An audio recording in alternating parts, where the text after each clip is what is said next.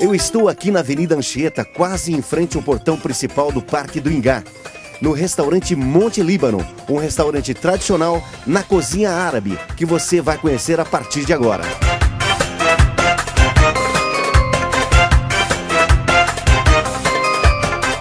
Restaurante Monte Líbano, e ao meu lado o Eide, uma pessoa muito conhecida que vai falar para nós sobre o restaurante. Nosso restaurante é um restaurante tradicional há mais de 47 anos já em Maringá e nós servimos a especialidade da comida árabe. Nós vamos conhecer a partir de agora, então. Nossa refeição é composta de pratos frios e pratos quentes, como aqui servido à mesa. Nós destacamos o quibe cru e a esfirra da nossa casa, que ele é bem tradicional.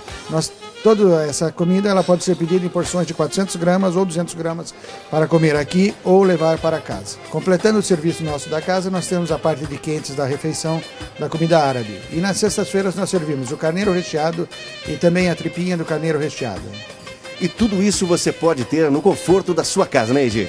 Isso, nós fazemos a entrega com delivery aqui, de toda a comida que a gente tem aqui no restaurante, ela é entregue em casa.